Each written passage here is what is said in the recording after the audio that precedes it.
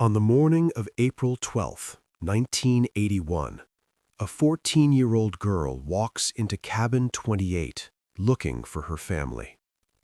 Inside, she finds a crime scene so violent it shocks police.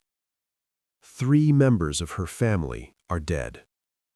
But the most disturbing detail isn't the violence. 2 small children were asleep in the next room. They heard nothing. More than 40 years later, no one has been held responsible. Keddie sits in the Sierra Nevada mountains of Northern California, a collection of weathered cabins scattered among tall pines and crisp mountain air. In 1981, the Keddie Resort is a place for families of modest means can afford a mountain getaway, where the rent is cheap and the neighbors are few. The resort's scattered cabins offer privacy and isolation in equal measure. It is beautiful in the way remote mountain communities often are, but it is also vulnerable in the way places far from help tend to be.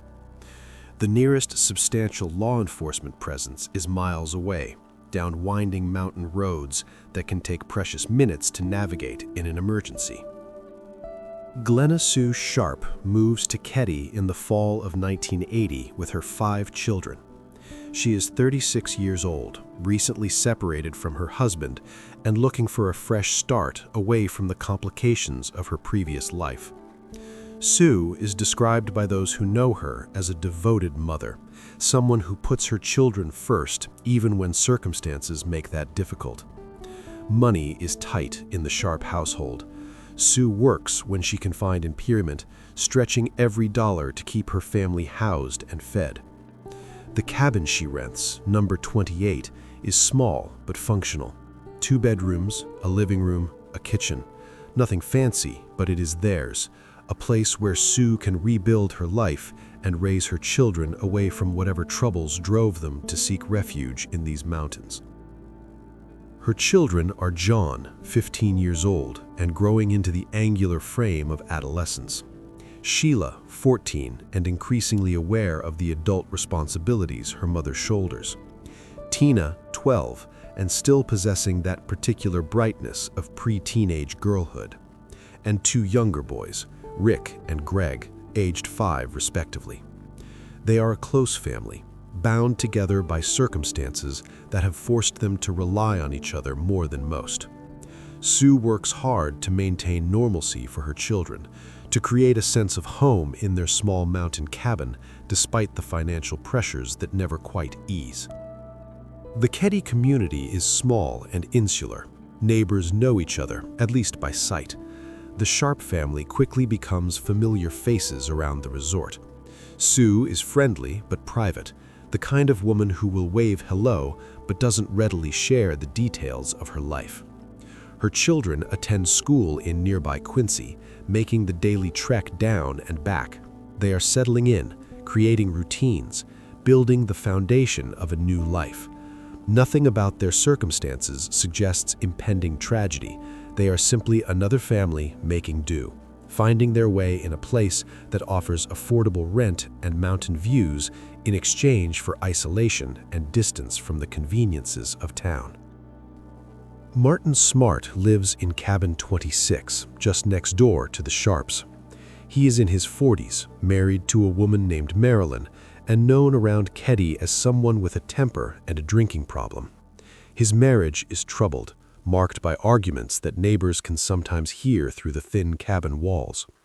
Marilyn and Sue Sharp have become friendly, the kind of casual friendship that develops between neighbors who occasionally share coffee and conversation. But Martin's relationship with the Sharp family is more complicated, tinged with tension that no one can quite articulate, but that exists nonetheless in the small interactions between neighbors living too close together. Bon Bobadee is another figure in the Keddie landscape, a friend of Martin Smart's who occasionally stays at Cabin 26. Bobadee is older, somewhere in his late 50s, and carries with him an air of controlled menace that makes people uncomfortable, even when they can't explain why. He has been linked to organized crime in the past, though the specifics remain murky. He is the kind of man who watches more than he speaks, whose presence in a room changes the atmosphere without him having to say a word. His connection to Martin Smart will become crucial to understanding what happens in Cabin 28, but in early April of 1981, he is simply another figure in the small constellation of people orbiting the Sharp family's quiet mountain existence. April 11th, 1981, begins like any other Saturday in Keddie. The weather is cool, typical for the Sierra Nevadas in early spring. The Sharp children have no school, and the day unfolds with the lazy normalcy of a weekend. Sue manages the household, dealing with the endless small tasks that come with raising 5 children on limited means. John and his friend Dana Wingate, a 17-year-old from a nearby cabin, spend time together, the way teenage boys do, talking and joking and killing time. Dana Wingate is a familiar face around Cabin 28. He and John have become friends, and Sue welcomes the boy into her home with the same warmth she shows her own children. Dana is 17, tall and lanky, with the easy confidence of a teenager who has found his place in the world. He lives with his own family at the resort and often visits the Sharps. On this particular evening, he plans to spend the night, something that has happened before without incident. It is a small kindness Sue extends to her son's friend: an extra sleeping bag on the floor, an extra plate at whatever meal she manages to put together. As evening approaches, John and Dana are seen hitchhiking along the highway near Keddie, looking for a ride into Quincy. Hitchhiking is common in this area in 1981. A normal way for teenagers without cars to get around. Multiple witnesses will later report seeing the 2 boys on the roadside that evening, thumbs out, waiting for someone to stop. They eventually catch a ride and spend time in Quincy before returning to Keddie sometime around midnight. They walk back to Cabin 28 through the dark, passing the other silent cabins where residents are already asleep. Sheila Sharp is not home that night.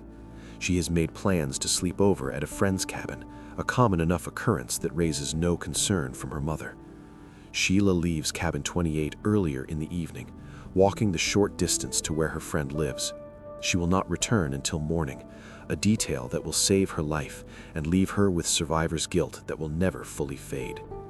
The friend she stays with later reports that Sheila seemed normal that evening, relaxed and happy to spend time away from her younger siblings.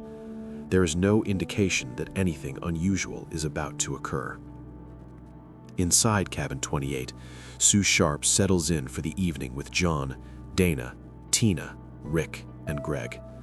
The 2 youngest boys, Rick and Greg, share a bedroom at one end of the small cabin. The room is separated from the living area by a door that closes, creating at least the illusion of privacy in the cramped space. Tina sleeps in the living room, and John and Dana make themselves comfortable wherever they can find space. It is a typical arrangement for the household, nothing remarkable or unusual. Sue likely goes through her normal evening routine, making sure the younger children are ready for bed, tidying up whatever mess has accumulated during the day, perhaps watching television or reading before eventually trying to sleep herself. The cabin is quiet that night. Neighbors will later report hearing nothing unusual. No screams, no sounds of struggle, no indication that anything violent is unfolding just feet away from where they sleep. This silence is one of the most disturbing aspects of what happens next. Whatever occurs inside Cabin 28 in the hours before dawn happens without alerting anyone in the surrounding cabins. The mountain air absorbs the sounds of violence, or perhaps the victims were prevented from calling out. Or perhaps the attack unfolds with such speed and brutality that leaves no time for meaningful resistance. We know what happens, but we do not know how it happens without waking anyone, without triggering any alarm, without leaving any trace that might have brought help before it was too late. What we do know is that at some point during the night, someone enters Cabin 28. We know that this person, or these persons, bring with them weapons and intent. We know that they do not leave until 3 people are dead and 1 is missing, We know that 2 children sleep through the entire event in the room next door, their lives spared by walls and a closed door and circumstance that no one can fully explain. And we know that when the sun rises on April 12th, the world inside Cabin 28 will have changed in ways that can never be undone. Sheila Sharp wakes on April 12th at her friend's cabin. It is a normal Sunday morning, bright and cool, with sunlight filtering through the pines. She makes her way back to Cabin 28, expecting to find her family beginning their day. She pushes open the front door and steps inside. What she sees in that moment will stay with her for the rest of her life. The living room is a scene of carnage. Blood covers the floor, the walls, the furniture. 3 bodies lie in positions that suggest struggle and violence. Sheila's mind struggles to process what her eyes are showing her. Her mother, Sue Sharp, is on the floor near the couch, her body showing signs of brutal trauma. Her brother John and his friend Dana Wingate are nearby, their bodies also bearing the evidence of savage attack. All 3 victims have been bound with medical tape and electrical cord, their hands tied, their ability to defend themselves systematically removed. The weapons used in the attack are visible in the room. A claw hammer, its head stained with blood and tissue. A steak knife left on a coffee table as though someone simply set it down when they were finished with it. Another knife has been driven into Sue Sharp's throat and left there, a final grotesque punctuation to the violence inflicted upon her. Sheila backs out of the cabin, her mind reeling, her body moving on instinct. She runs to a neighbor's cabin and pounds on the door. The neighbor, understanding from Sheila's incoherent words and obvious distress that something terrible has happened, calls the Plumas County Sheriff's Department. Within minutes, law enforcement begins arriving at Keddie Resort, converging on Cabin 28 with sirens that shatter the mountain quiet and alert the entire community that something has gone horrifically wrong. Deputies enter the cabin and confront the full scope of the crime scene. Sue Sharp has been stabbed multiple times and beaten with the hammer. The medical examiner will later determine that she died from a combination of blunt force trauma and stab wounds. John Sharp, just 15 years old, has been stabbed in the chest and throat. The violence inflicted upon him is severe enough to suggest rage or frenzy rather than simple intent to kill. Dana Wingate has been strangled with electrical cord and beaten. His body shows defensive wounds, evidence that he tried to fight back against his attackers. All 3 victims were bound before they were killed, their ability to resist systematically eliminated before the fatal blows were delivered. The scene is chaotic in a way that suggests prolonged violence. Blood spatter patterns indicate movement throughout the living room during the attack. Furniture has been overturned. A picture frame on the wall has been torn down. The telephone has been ripped from the wall, preventing anyone inside from calling for help.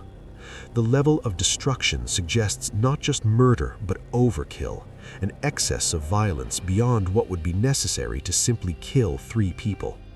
Whoever did this spent time in Cabin 28, inflicting injury after injury, continuing the attack long after the victims were incapacitated. This is not a quick killing. This is something else entirely, something darker and more disturbing.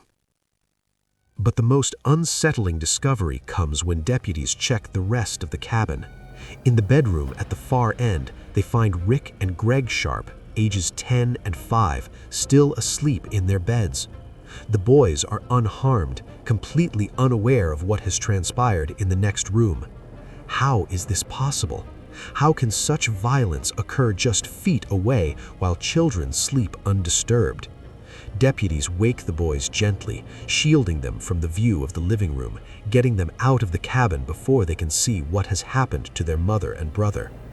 The boys are confused, frightened by the sudden presence of police and the urgency in adult voices, but they are alive. Somehow, impossibly, they have survived a night that killed 3 other people in their home.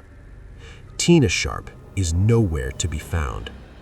The 12-year-old girl who should be among the bodies or among the survivors is simply gone. Her absence transforms the crime scene into something even more complex. Is she a victim whose body has been taken somewhere else? Is she a survivor who fled into the woods? Has she been kidnapped? The deputies expand their search immediately, combing the resort and surrounding forest for any sign of the missing girl. They find nothing. Tina has vanished as completely as if she had never existed. Rick and Greg Sharp become central to understanding what happened in Cabin 28, not because of what they know, but because of what they do not know. The two boys slept in a bedroom separated from the living room by a single door. That door was closed during the attack. Behind that door, two children remained asleep while their mother, their older brother, and their brother's friend were bound, beaten, and stabbed to death. They heard nothing. They saw nothing. They woke to find police in their cabin, and their lives irrevocably changed.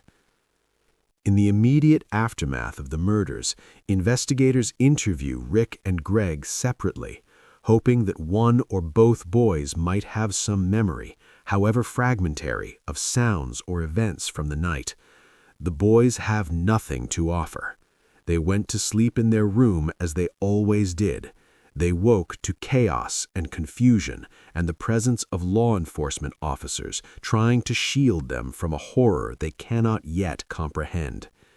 Did they hear their mother scream? No. Did they hear voices arguing? No.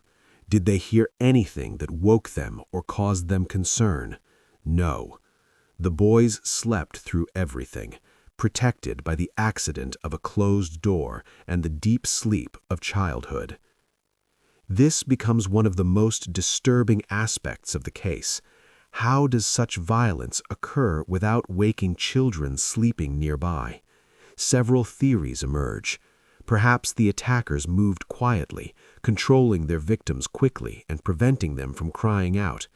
Perhaps the victims were threatened into silence to protect the children in the next room.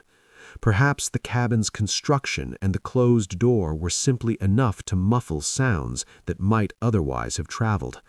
Or perhaps Rick and Greg did hear something but have blocked the memory, their minds protecting them from trauma their consciousness cannot yet process. Years later, both men will carry the weight of having survived when others did not, of having slept peacefully while their family was destroyed in the next room. Sheila Sharp also becomes a survivor marked by circumstances beyond her control. She was not home that night because she had made plans to stay with a friend. That decision, mundane and typical for a 14-year-old girl, saves her life. But it also means she is the one who discovers the bodies, the one who must live with the image of her mother and brother dead on the living room floor. The trauma of discovery layers on top of the trauma of loss, creating wounds that will never fully heal. Sheila will spend the rest of her life grappling with survivor's guilt and the knowledge that she was absent during her family's moment of greatest need. The Sharp children who survive, Sheila, Rick, and Greg, are placed in the care of relatives and removed from Keddie. They are scattered, their family unit permanently shattered. The trauma they carry is both shared and individual. They have lost their mother, their brother, their sense of safety in the world. They have learned in the most brutal way possible that violence can intrude into the most ordinary of settings, that no place is truly safe, that the people you love can be taken from you without warning or reason. The psychological toll of the Keddie murders extends far beyond the 3 victims who died that night. It ripples outward through the surviving family members, through the community, through everyone who learns the details of what happened in Cabin 28. The Plumas County Sheriff's Department arrives at Keddie Resort on the morning of April 12, 1981, to confront a crime scene of staggering brutality. What they do next will effectively ensure that the Keddie Cabin Murders remain unsolved for decades, possibly forever. The initial response to the crime is marked by errors, oversights, and failures that compound with each passing hour, creating a cascade of investigative dysfunction that continues to hamper the case even 40 years later.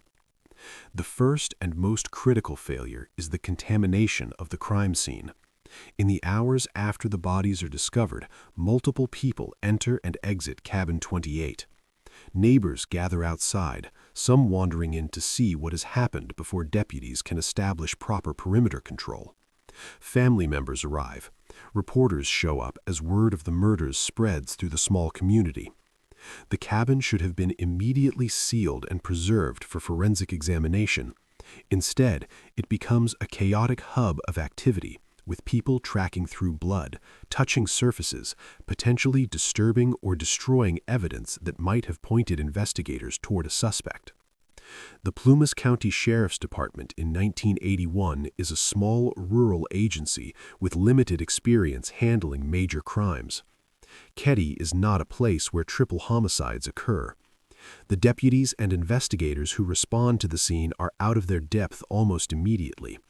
They lack the training, the resources, and the forensic capabilities that might be available to larger departments or state agencies.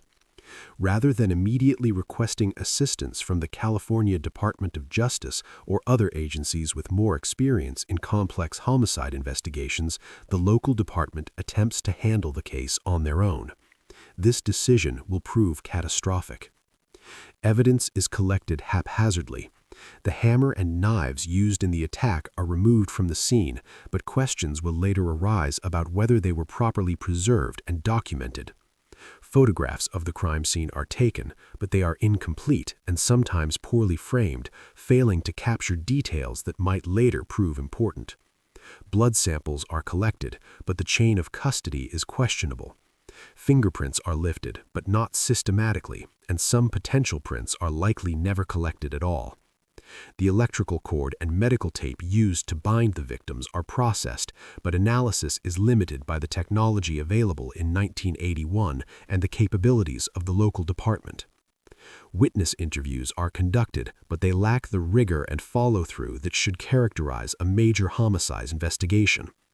Neighbors are asked if they heard or saw anything unusual that night. Most report nothing, reinforcing the strange silence that surrounded the murders. But some witnesses mention seeing unfamiliar vehicles near Cabin 28 in the days leading up to the attack. Some report hearing arguments. Some recall individuals who seemed out of place at the resort. These leads are noted but not aggressively pursued. No comprehensive canvass of the resort is conducted. No detailed timeline is constructed. The investigation proceeds in fits and starts, reactive rather than proactive, responding to information as it emerges rather than systematically seeking out every possible angle. Suspicion initially falls on transients and drifters, people passing through the area who might have targeted Cabin 28 for robbery or other reasons. This theory makes a certain intuitive sense. Keddie Resort is somewhat isolated, and Highway 70 runs nearby, offering easy access and escape for someone familiar with the area. But this line of investigation yields nothing concrete. No transients can be connected to the crime. No robbery motive explains the level of violence or the fact that nothing of value appears to have been taken from the cabin. The theory dissolves under scrutiny, but valuable time has been lost pursuing it. The disappearance of Tina Sharp adds another layer to complexity to an already complicated case. Is Tina another victim, her body hidden somewhere else?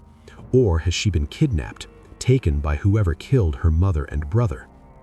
Massive search efforts are launched in the mountains surrounding Keddie. Volunteers comb the forests and ravines looking for any sign of the 12-year-old.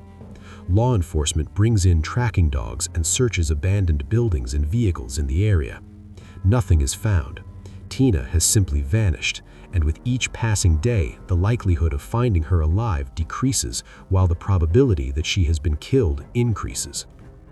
The initial investigation staggers through its first weeks and months without identifying solid suspects or developing clear theories about what happened and why. The crime scene has been compromised, evidence has been mishandled, leads have been inadequately pursued, and the people of Keddie are left with the terrifying knowledge that whoever killed 3 people in Cabin 28 is still out there, unidentified and unpunished. The early failures of the investigation will cast a long shadow over every subsequent attempt to solve the case. As the initial shock of the murders begins to fade, investigators start looking more closely at the people connected to the Sharp family. 2 names emerge repeatedly: Martin Smart and John Boubeday. Both men lived in Cabin 26, directly next to Cabin 28. Both had contact with Sue Sharp and her children in the days leading up to the murders, and both would raise suspicions that have never fully gone away. Martin Smart is 45 in 1981, a man known for volatile behavior and heavy drinking. He is married to Marilyn Smart, though their relationship is already strained. Marilyn and Sue Sharp become friendly neighbors, but Martin's behavior toward Sue draws attention. Several people later report that he seemed unusually interested in her movements, watching her in a way that made others uncomfortable. As the Smarts' marriage deteriorates, some believe Sue may have become a source of tension, though the exact nature of any conflict remains unclear. On the night of the murders, both Martin Smart and John Boubeday are inside Cabin 26. Witnesses place them there, and neither initially claimed to have left during the night. But inconsistencies soon appear. Neighbors report hearing arguing. Some recall a vehicle leaving late at night. Others notice lights on at unusual hours. When questioned, both men offer alibis that shift over time: defensive, evasive, and difficult to verify, but never fully disproven. John Boubeday is a especially troubling figure. At 58, he carries alleged ties to organized crime and a reputation for intimidation. His presence at Keddie unsettles many residents, even before the murders. Investigators see in him both a capacity for violence and the kind of background that could explain an attack as brutal as what occurred in Cabin 28.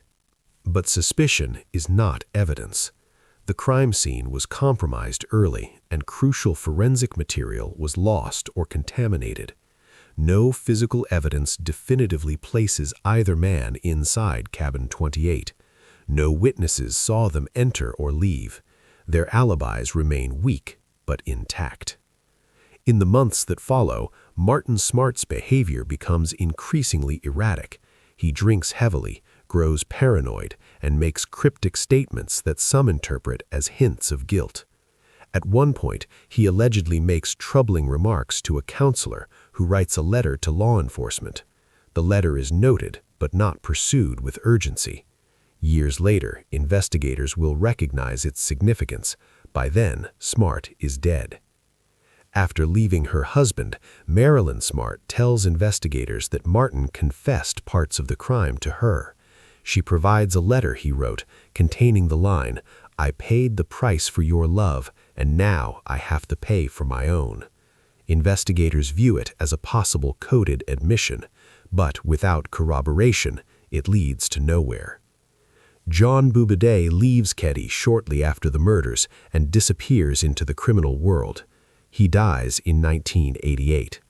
Martin Smart dies in 2000. If either man was responsible, both escaped prosecution through death. Other suspects surface over the years, but none remain viable. Again and again, attention returns to the same 2 men, the neighbors with access, opportunity, and unresolved questions. Yet, in a case crippled by early mistakes, belief is not enough. Proof beyond a reasonable doubt never materializes, and without it, the case remains unsolved. For 3 years after the murders, Tina Sharp remains missing. Extensive searches of the surrounding forest turn up nothing. Investigators assume she is dead, that whoever killed her mother and brother also killed Tina and hid her body somewhere in the vast wilderness surrounding Keddie. But there is no body, no crime scene, and no evidence explaining what happened to the 12-year-old girl who vanished from Cabin 28. That changes on April 22, 1984. A man collecting bottles along a remote logging road near Camp 18 in Butte County makes a grim discovery. He finds a skull and scattered bones roughly 60 miles from Keddie. Dental records confirm the remains belong to Tina Sharp. Her body has been exposed to the elements for years, making it nearly impossible to determine a precise cause of death. Still, the discovery confirms what investigators long suspected. Tina was killed the same night as the rest of her family, likely by the same person or people.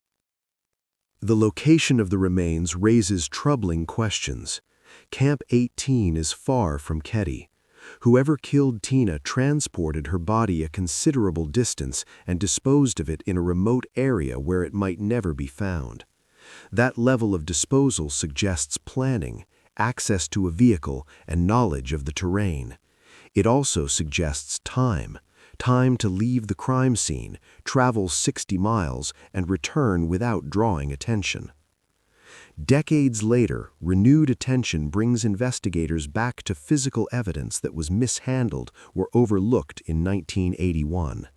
In 2016, a hammer recovered from a pond near the crime scene is re-examined using modern forensic techniques. DNA testing, unavailable at the time of the murders, is now possible. While results are not fully disclosed, the hammer becomes part of a renewed effort to extract answers from evidence long thought exhausted. Other items are also revisited. The medical tape and electrical cord used to bind the victims are reanalyzed. Old fingerprints are run through modern databases. Blood evidence is subjected to DNA testing. Some of these efforts generate minor leads or reinforce existing suspicions. Others yield nothing, the evidence too degraded after decades of neglect. Witnesses are contacted again as well. Some are deceased, others cannot be located. A few offer new details, small observations that take on added weight with time. But memory is unreliable, and decades of media coverage blur the line between recollection and reconstruction. Perhaps the most significant late discovery is a letter written by Martin Smart. The letter describes statements Smart allegedly made that suggest knowledge of or involvement in the murders. It is a contemporaneous account of what may have been a confession. But the letter was never pursued aggressively when it mattered most. By the time investigators recognize its importance, Smart is dead, and the opportunity to confront him is gone. What emerges from these developments is a familiar pattern: evidence left untested, leads left unattended. A case that should have been built carefully in the days after the crime is instead reconstructed decades later, after memories fade, evidence degrades, and suspects die. Whatever truth existed in 1981 becomes harder to reach with every passing year. The Keddie Cabin Murders remain unsolved not because the case was impossible to solve, but because the systems meant to solve it failed at every critical moment. The collapse began in the earliest hours after the crime and compounded over time, transforming a solvable investigation into a permanent mystery. In 1981, the Plumas County Sheriff's Department was not equipped to handle a 3-homicide of this scale. This is not an accusation against individual officers, many of whom were doing what they could under extreme circumstances. But institutional capacity matters. The department lacked the training, experience, and resources necessary to secure and process a complex crime scene. Crucially, Outside agencies with greater expertise were not brought in immediately. By the time additional resources became involved, the damage was already done. The crime scene at Cabin 28 was compromised almost from the beginning. Dozens of people entered the cabin before it was properly secured. Evidence was moved, handled, and contaminated. This single failure would haunt the case forever. In any potential prosecution, defense attorneys could easily argue that physical evidence could not be reliably connected to any suspect. Reasonable doubt was built into the case from day one. Early investigative momentum also failed. Witnesses who should have been re-interviewed were spoken to once and never followed up. Tips were recorded but not systematically pursued. Most critically, the letter from Martin Smart's counselor, a document suggesting incriminating statements, did not trigger immediate action. Each of these failures alone might have been survivable. Together, they ensured that the case would never fully recover. Small-town dynamics may have further complicated the investigation. Smart was known in the community. He had relationships, familiarity, and social ties. Whether consciously or unconsciously, this may have created hesitation in pursuing him aggressively. In small communities, personal connections can soften investigative urgency, even when serious suspicions exist. As time passed, the window for justice narrowed. Witnesses moved away or died. Memories faded and changed. Evidence degraded. Biological material that might have yielded answers decades later sat in storage conditions that rendered it less useful for modern forensic testing. The passage of time did not clarify the case, it buried it. The deaths of the two primary suspects sealed that fate. John Bobadilla died in 1988. Martin Smart died in 2000. If they were responsible for the murders, they escaped justice not through brilliance, but through mortality. With their deaths, the possibility of confrontation, confession, or prosecution vanished permanently. There may also have been institutional reluctance to pursue charges without overwhelming evidence. Prosecutors must believe they can win. In a case riddled with contamination, unreliable witnesses, and compromised evidence, the risk of acquittal loomed large. Waiting for the perfect piece of evidence may have seemed prudent. In reality, it allowed years to pass while justice slipped further out of reach. What haunts the Keddie case is not the question of whether it could have been solved, but why it wasn't solved when the evidence was fresh and the suspects were alive. This was not a perfect crime. It was a preventable failure, the result of institutional limitations, missed opportunities, and errors that compounded until resolution became impossible.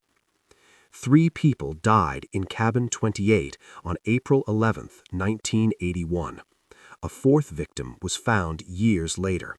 More than 40 decades have passed, and no one has been held accountable. Not because the truth was unknowable, but because the system failed to act when it mattered most. The cabins at Keddie Resort still stand, though the community that once existed there has largely disappeared. Cabin 28 itself was demolished in 2004, the structure that bore witness to unimaginable violence finally erased from the landscape. But removing the building did not erase the crime. The memory remains, the land remembers, and the case remains open, technically active, permanently unresolved. Sheila Sharp, Rick Sharp, and Greg Sharp carry the weight of that night every day. Sheila lives with the images she discovered, images that cannot be forgotten. Rick and Greg, who slept through the murders, carry a different burden, the knowledge that they survived while the rest of their family did not. Time has not healed these wounds. If anything, the absence of answers has deepened them. The murders shattered the sense of safety in Keddie. Doors that were once left unlocked were closed. Children who once roamed freely were kept close. The belief that isolation offered protection vanished overnight. The violence that destroyed the Sharp family also destroyed a community's innocence. For law enforcement, the Keddie murders stand as a lasting failure. Investigators can see in hindsight that the suspects were identifiable and the warning signs were there. But compromised crime scenes, mishandled evidence, and missed opportunities ensured that proof strong enough for prosecution would never be assembled. The case is a reminder that justice depends on those first critical hours, and that mistakes made early can echo for decades. Some believe the case is solved in everything but name. They point to Martin Smart and John Bobade, to their behavior, to circumstantial evidence, and to Martin's alleged confession. In this view, the truth is known, but justice was lost to institutional failure.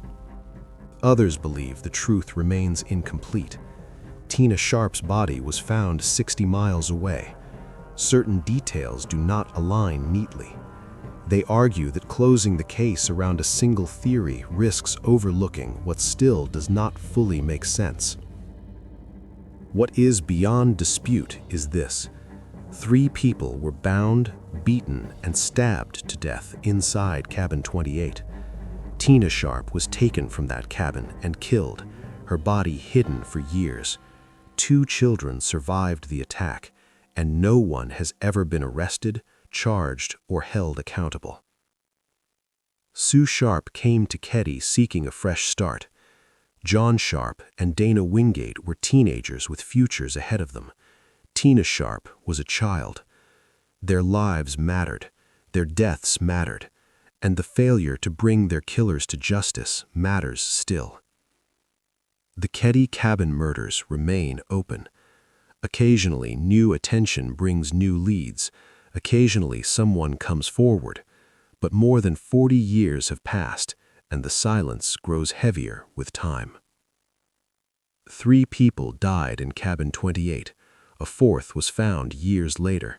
2 survived, and a small mountain community learned that violence can arrive without warning and leave without justice. The forest keeps its secrets. The truth remains out of reach, and the silence of Keddie endures.